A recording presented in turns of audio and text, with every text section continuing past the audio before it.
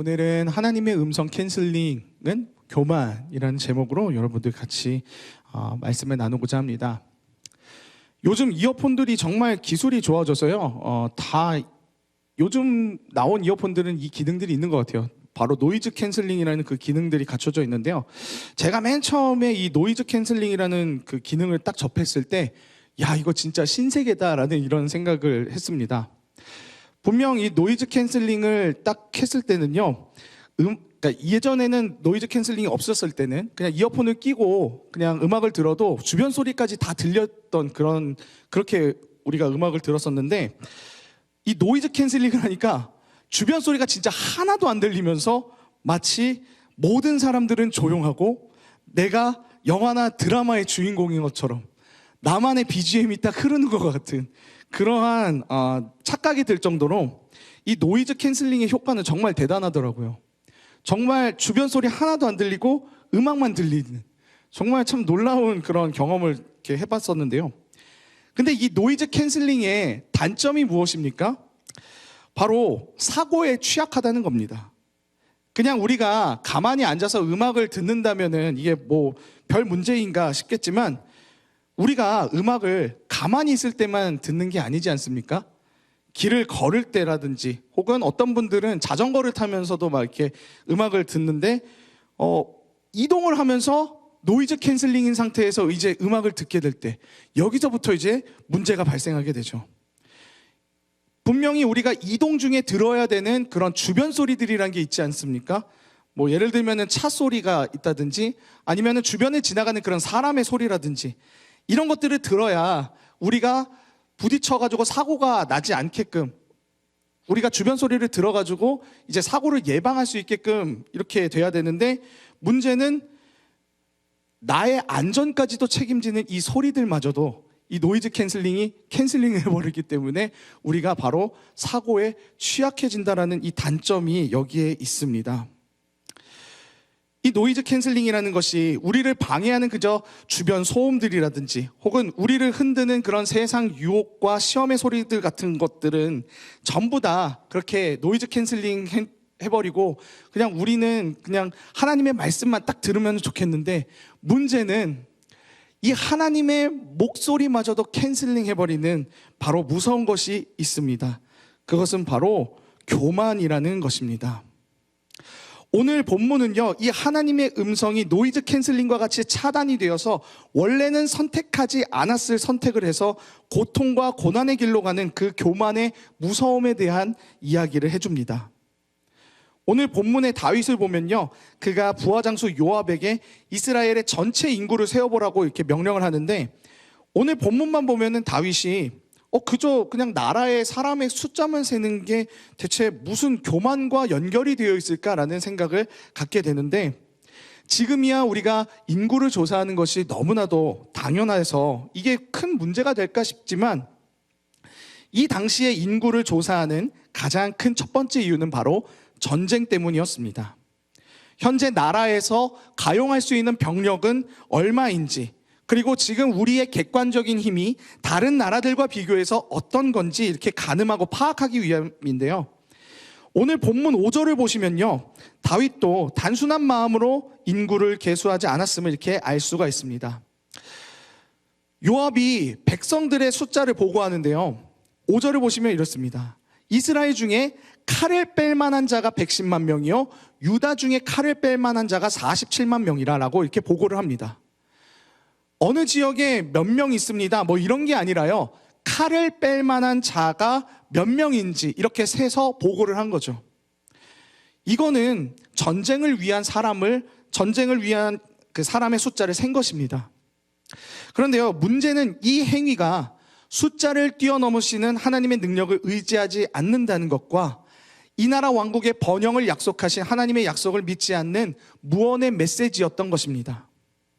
더 나아가 이 행위는요, 다윗 자신은 하나님의 능력 없이 오로지 자신의 능력으로 앞으로 있을 전쟁에 대비하고 준비하겠다라는 것이죠. 다윗이 이런 마음을 먹게 된 이유가 있습니다. 왜냐하면 오늘 본문 이전까지는요, 다윗은 가는 곳곳마다 승리하고 또 아주 큰 전쟁의 결과도 챙겼기 때문에 그렇습니다. 사실 이 모든 것은 다윗이 하나님을 정말 사랑하고 또 그가 하나님과 동행하면서 그에게 하나님이 능력을 주셨기 때문에 이 모든 것이 가능했던 것인데, 사람은 잘 되면 잘 될수록 그 공을 점점 하나님에게서 나에게로 이렇게 돌리게 됩니다. 나니까 이 정도 할 수 있는 거지, 나 정도니까 이러한 결과를 낼 수 있지, 누가 이 정도의 결과를 낼 수 있겠어. 이 모든 것이 다 하나님이 하신 것인데, 마치 교만에 빠진 자들은 이 하나님의 은혜를 잊어버리고 내가 한 것처럼 이렇게 착각을 하게 됩니다. 아무리 경건한 자여도 계속되는 성공들 앞에서는 이런 죄된 생각을 갖게 되는 것이 인간의 약점입니다. 맨 처음에는 하나님이 능력 주셨기 때문에 가능했다라고 이렇게 얘기한 사람조차도 어느 순간 그 성공이 계속해서 밥 먹듯이 계속해서 되다 보면은 당연한 걸로 여기고 나 자신의 능력으로 착각하게 되고, 이러한 문제점이 오늘 다윗에게도 일어나게 된 것입니다. 오늘 본문 1절을 보시면은 사탄이 일어나 이스라엘을 대적하고 다윗을 충동하여라고 이렇게 나오는데요.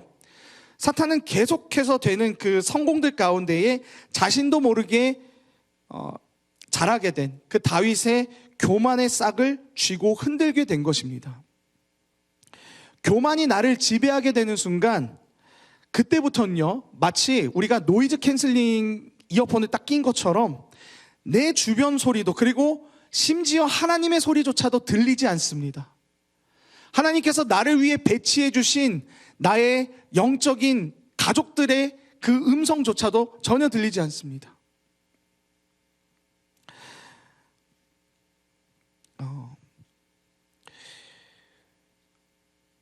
교만이 나를 지배하는 순간 성공의 주체는 나 자신이 되다 보니까요, 그때부터는 나의 판단과 생각들이 다 옳게 생각되기 때문에 우리는 이 교만을 굉장히 조심해야 됩니다. 아니나 다를까 우리 오늘 본문 3절을 보시면요, 다윗의 부하 장군 요압이 다윗에게 하나님께서 이 백성을 100배나 더해 주시겠다라고 약속하셨고, 이 이스라엘 모든 백성이 다 당신의 종인데 어째서 굳이 안 해도 될 일을 해가지고 하나님을 화내게끔 하시려 하십니까? 라고 이렇게 이야기를 합니다. 그렇게 경건하지 않은 요압조차도 다윗의 인구 계수는 하나님이 분명히 화를 내실 것이라는 것을 아주 잘 알고 있었는데, 하나님의 마음에 합한 자라고 평가를 받았던 다윗이 그것을 제대로 알아차리지 못하고, 오늘 본문 4절을 보시면요, 왕의 명령이 요압을 재촉한지라라고 이렇게 적혀 있는데, 이것은 다윗이 요압한테 더 강압적으로 이 일을 완수하라고 지시를 내린 것을 이렇게 볼 수가 있습니다. 이것을 통해서 우리는요, 교만함이 얼마나 우리를 망가뜨리는지 알 수 있습니다. 잠언 16장 18절은요, 우리에게 교만은 패망의 선봉이요 거만한 마음은 넘어짐의 앞잡이니라 라고 이렇게 경고하고 있는데요, 아이러니하게도 이 경고를 쓴 솔로몬도 바로 이 교만함으로 인해서 말년에 가서 실패하게 됩니다. 다윗이 모든 전쟁에서 승리해서 교만의 싹이 텄듯이 솔로몬 또한 그가 받은 하나님의 지혜로 많은 사람들의 송사를 잘 처리하고 그 지혜의 소문이 이스라엘을 넘어서 먼 나라까지 전해지면서 많은 명성과 부를 얻게 되다 보니까 그 자신도 하나님의 능력보다 자기 자신의 능력을 더 의지하게 되면서 교만함이 싹트기 시작합니다. 이렇게 교만해진 솔로몬은요, 하나님의 능력을 의지하기보다는 잘 갖춰진 말과 전차에 집착을 했고, 또 후궁을 무려 700명이나 두면서 이스라엘의 외부 정치를 정략 결혼에, 즉 사람에게 의지하게 됩니다. 그리고 하나님보다 자신에게 온 그 많은 재물들을 더 의지하게 되면서 솔로몬은 더 이상 하나님의 능력을 구하지 않으면서 하나님과 멀어지는 선택을 하게 됩니다. 이런 솔로몬의 교만으로 인해서 결국 다윗 시대에 그 찬란하게 강성했었던 이스라엘은 남유다와 북이스라엘 두 개의 나라로 쪼개지게 되는데요, 오늘 본문의 다윗도 하나님의 능력과 약속을 전혀 생각하지 않은 이 인구 계수로 인해서 약 3일 동안의 전염병으로 인해서 그의 백성 7만 명이 죽게 되는 그 심판을 받게 됩니다.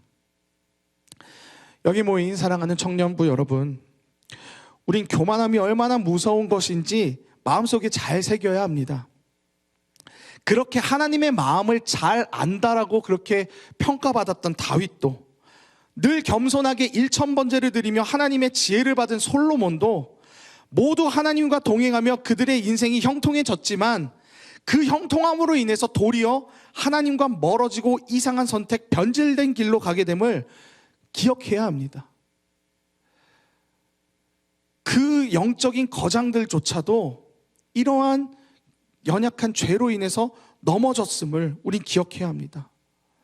다윗과 솔로몬뿐만 아니라 기드온과 사울, 삼손, 또 다윗과 솔로몬 시대만큼 남유다의 황금기를 가져왔지만 말년에는 결국 교만해져서 제사장만이 분향할 수 있는 그 일들을 하다가 하나님의 징계를 받고 문둥병에 걸려 죽게 된 우시야 왕 등등, 처음에는 정말 하나님의 뜻을 따라서 그렇게 형통한 길로 가다가 그 형통함과 능력의 주인이 자기 자신임을 착각하고 실수하여서 결국에는 망하게 된 인물들을 우리는 성경을 통해서 보게 됩니다. 그들이 만약에 교만이라는 노이즈 캔슬링과 같은 상태에 안 빠졌었다면 분명히 이런 선택들은 하지 않았을 것입니다. 마치 평소 같았으면 사고가 안 났을 상황인데 노이즈 캔슬링을 한 그 이어폰을 낀 것 때문에 내 주변 소리를 아무것도 듣지 못하고 나에게 다가오는 차나 자전거 혹은 달려오는 사람을 피하지 못해서 사고를 내는 것과 똑같은 것입니다. 여러분, 우리는 인생이 잘 풀리는 그 순간을 매우 조심해야 합니다. 잘 풀리고 잘 나가는 것, 그 모든 것 자체를 즐기는 것은 좋습니다. 그러나 그것에 취해서 하나님께서 이 모든 것을 열어주셨다라는 이 사실을 잊어버려서는 안 됩니다. 베드로전서 5장 8절에 근신하라 깨어라 너희 대적 마귀가 우는 사자같이 두루다니며 삼킬 자를 찾나니, 이렇게 성경은 말합니다. 내가 인생에서 잘 나가는 그 순간 사탄은요, 나하고 하나님과 벌어진 그 틈을 놓치지 않고 바로 다가와서 하나님과 나 사이를 흔들고 이간질합니다. 하나님의 음성을 듣지 못하게 하고 하나님의 뜻이 무엇인지 알지 못하게끔 내 눈을 가려버립니다. 우리는 어느 때에든지 우리의 창조주 하나님을 기억해야 합니다. 그분이 이 모든 형통하심의 근원이라는 것을 우린 날마다 인정하며 나아가야 한다는 것입니다. 그것을 만약 우리가 인정하지 못할 때 우린 하나님의 음성을 차단하게 되고 또 나를 보내신 그 하나님의 사람들을 알아보지 못하고 그들의 조언 또한 들을 수 없게 됩니다. 완벽한 하나님의 음성 캔슬링 상태에 놓이게 되죠. 그렇다면 우리가 어떻게 하면 이 하나님 음성 캔슬링 상태에 빠지지 않을 수 있을까요? 우리가 이번 학기 내내 하고 있는 그 GBS에 다니엘이라는 인물이 나옵니다. 오늘 GBS를 살짝 스포하자면 그 다니엘이 습관을 쫓아 기도하는 모습이 나옵니다. 다니엘은요, 바벨론이 통치하던 그 시절에도 잘 나가는 그 고위 관직이었지만 바벨론이 무너진 메데 바사 통치 때에도 높이 중용돼서 오히려 더 잘 나가게 됨을 볼 수 있습니다. 하지만 다니엘 그가 시험에 빠져가지고 어려움을 겪는 모습은 성경에서는 보이지 않습니다. 저는 이것을 보면서 문득 예수님께서 잡히시기 전에 감람산에서 제자들과 함께 기도하러 가실 때 제자들에게 하셨던 그 말씀이 떠올랐습니다. 누가복음 22장 40절을 보시면은 그들에게 이르시되 유혹에 빠지지 않게 기도하라 하시고, 예수님이 이렇게 이야기하시는데요, 예수님은요, 이 세상의 모든 시험들을 이겨낼 수 있는 비결은 바로 날마다 습관을 쫓아 하나님과 밀접하게 늘 붙어 있게끔 하는 기도임을 제자들과 또 오늘을 살아가는 우리들에게 말씀하고 계십니다. 사람이 참 신기한 것이 내가 잘 안 되고 불확실할 때는요, 정말 간절하게 하나님께 기도합니다. 그런데 인생이 잘 풀리게 되면요, 언제 그랬냐는 듯이, 내가 언제 그렇게 간절하게 기도했냐는 듯이 이 모든 것은 다 나 자신이 잘난 탓이고 나를 봐달라고, 나를 잘 되게끔 인도해달라고 그렇게 기도했었던 하나님은 어느 순간 내팽겨치고 그냥 원래대로 돌아가 버리는 게 인간의 연약함입니다. 하나님께 대한 그 감사는 온데간데 찾을 수가 없습니다. 이것은 흔한 우리나라 말로 화장실 갈 때와 나올 때가 다르다라는 이런 말로 표현을 하죠. 인생이 잘 되면요, 우리의 기도의 깊이나 시간이 이전보다 소홀해집니다. 하나님의 은혜를 잊게 됩니다. 기도에 소홀하게 되고, 또 결국 그게는 하나님과의 관계가 멀어지면서 하나님 음성 캔슬링의 결과로 이어지게 되는데, 아예 습관화된 기도 생활을 하는 사람은 그러한 교만들이 들어갈 틈이 없다는 것입니다. 우리가 지금 매일 계속해서 새벽 기도 챌린지를 하고 있습니다. 이렇게 저하고 김기도 목사님, 우리 청년위원회가 다 이렇게 큰 상급을 걸면서까지 전체적으로 우리가 기도 운동을 하는 이유가 뭐냐면요, 바로 지금의 우리 청년들이 이렇게 교만함이라는 이 하나님 음성의 캔슬링에 빠지지 않고 유혹과 시험을 이겨내는 그 기도의 습관화를 이뤄내서 다음 세대들을 온전히 살리기 위함이기 때문에 이 운동을 하고 있는 것입니다. 요즘 제가 인스타를 보면 너무나도 흐뭇합니다. 우리 청년들이 같이 이제 셀별로, 마을별로 나와가지고 아침에 이제 새벽 예배 이렇게 잘 드렸습니다 하고 서로 같이 가가지고 이제 국방 먹는 그런 모습들 보면은, 그런 사진들 보면은 너무나도 진짜 너무 흐뭇해요. 서로 격려하면서 기도의 자리로 나아가는 게 전 너무나도 우리 청년들 자랑스럽거든요. 우리가 이렇게 서로가 서로를 경건의 자리로, 또 기도의 자리로 이끌어서 우리 지체들의 경건의 습관들이 한 사람 한 사람들이 그렇게 체득이 되어 간다면 우리 공동체는, 우리 다음 세대는 전혀 걱정할 것이 없습니다. 최근에 안타깝지만 인터넷에 유명 찬양팀과 사역자분의 성적인 범죄에 대한 이야기가 나왔습니다. 그것을 본 여러분들의 생각은 어떠셨습니까? 역시 대한민국의 교회는 타락했구나, 이런 생각들을 먼저 하셨습니까? 다들 그 소식들을 듣고 안타까워하고 어떤 분들은 분노하고 여러 반응들이 있었을 것입니다. 그러나 그분들의 넘어짐을 통해서 우리는 이 교만이라는 죄가 얼마나 무서운지, 그 영적인 리더분들조차도, 우리가 우러러봤었던 그 영적인 그 거장들조차도 까딱 잘못해서 이렇게 넘어졌는데, 하물며 우리도 자칫하면 그 교만으로 인해서 죄악으로 넘어질 수 있음을 깨닫고 우린 더욱더 영적으로 무장해야 된다는 것을 저는 더욱더 느끼는 이번 주일이었습니다. 분당 우리 교회의 이찬수 목사님은요, 자신이 사역하는 것에 대해서 이렇게 설명하셨어요. 내가 사역하는 것이 마치 살얼음판 위를 걷는 것과 같다라고 이렇게 이야기하셨는데요, 주님과 교제를 하면서 사역하는 게 정말 행복하고 좋지만, 이런 사역자들의 문제가 생긴 소식들을 들으면은 본인에게도 오게 될지 모르는 그 유혹과 시험들 가운데에서 이게 언제 어떻게 넘어지고 떨어지게 될지 알 수 없는 그 살얼음판 위를 날마다 걷는 것과 같다라고 이렇게 이야기를 하셨는데, 저는 이 표현이 너무나도 와닿았습니다. 여러분, 우리 신앙인들은요, 언제 우리의 틈을 노리고 들어오려는 그 마귀의 틈을 주지 않기 위해서 노력해야 됩니다. 까딱 잘못하다가는요, 우리가 경고망동하다가는 사탄에게 잡아먹히게 될 수 있습니다. 제가 FPS 게임을 정말 못해요. 이렇게 총 들고 이제 누군가를 쏘려고 하잖아요. 그러면은 제가 위에서 저격당해가지고 죽어 있어요. 왜 그런가 했더니 무빙이 잘못됐대요. 무슨 무빙이냐 했더니, 총싸움을 할 때는 엄폐물들을 이렇게 찾아가지고 이렇게 막 다녀야 되는데, 너처럼 샷건 들고 이렇게 해서 대로로 이렇게 다니면은 딱 죽기 딱 좋다는 거예요. 여러분, 우리의 전쟁은 아직 끝나지 않았습니다. 우리와 사탄과의 전쟁은 아직 끝나지 않았어요.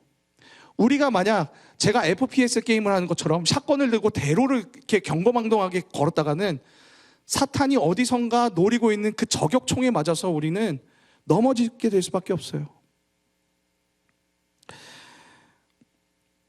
우리가 예수님의 그 말씀처럼 습관적으로 강하게 무장하지 않으면은 언제 넘어질지 모릅니다. 나의 의, 나의 우상, 나의 습관적인 이 작은 죄들, 이런 것들에 대해서 우리는 날마다 민감하게 반응해야 합니다. 다윗이나 솔로몬, 기드온, 사울, 그리고 현대의 성적인 범죄로 넘어진 그 사역자분들이 처음부터 문제가 있었을까요? 전혀 그렇지 않습니다. 아가서 2장 15절을 보면요, 우리를 위하여 여우 곧 포도원을 허는 작은 여우를 잡으라, 우리의 포도원에 꽃이 피었음이라 라고 이렇게 나오는데, 여기에 나오는 작은 여우의 작은, 이 표현을 우리는 살펴봐야 합니다. 우리 삶을 돌아보면요, 우리의 신앙생활이 망가지기 시작하는 것은 내가 별거 아니라고 취급하는 그 작은 죄들과 문제들로부터 다 우리의 신앙 문제들이 생기게 됩니다.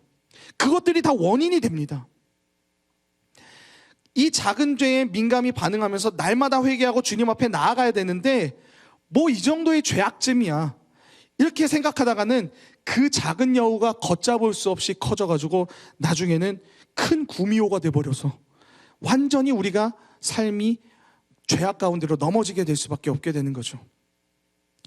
우리말 중에 작은 구멍이 뚝을 무너뜨린다는 말이 있는 것처럼, 우리 인생의 작은 죄악들, 또 작은 신앙의 무너짐들을 우리가 돌아보아서 매주의 예배를 통해서 힘을 얻고 또 조금씩 고쳐나가야 우리가 무너지지 않습니다. 말씀을 정리하려 합니다. 여러분, 교만함은요, 너무나도 심각한 죄입니다. 너무나도 치명적인 죄입니다. 그것은 우리를 하나님과 또 하나님의 공동체를 멀리 떨어뜨려 놓고 또 거기에 나오는 모든 말들을 다 캔슬링 시켜버립니다. 다윗도 솔로몬도 현재의 영적인 대가들도 교만함으로 인해서 그 죄악으로 넘어졌습니다. 그렇다면 우리는 어떻게 해야 됩니까? 더 경각심을 갖고 주님과 동행하는 것에 힘써야 합니다. 예배와 말씀을 듣는 것을 생명과 같이 여겨야 합니다. 우리의 인생을 돌아보아 나의 삶에 잘 되는 것들, 또 인생에 형통한 그 모든 것들을 하나님께 영광을 올려드리면서 마귀에게 틈을 보이지 않게끔 날마다 경건의 습관들을 들여서 하나님과 가까이 하는 그런 저와 여러분들이 되길 주님의 이름으로 축원합니다. 그럴 때에 우리의 인생이 진정으로 형통해지고 또 결코 교만과 죄악에 넘어짐에서 자유하게 될 것입니다. 여러분, 매주 이렇게 선포되어지는 주님의 말씀에 귀 기울이시기 바랍니다. 그리고 매일의 기도 생활 속에서 하나님의 음성을 들으시길 바랍니다. 그 경건의 습관들과 하나님과의 그 긴밀한 동행함이 이 어두운 세상 가운데서 우리를 승리로 이끌게 될 줄 믿습니다.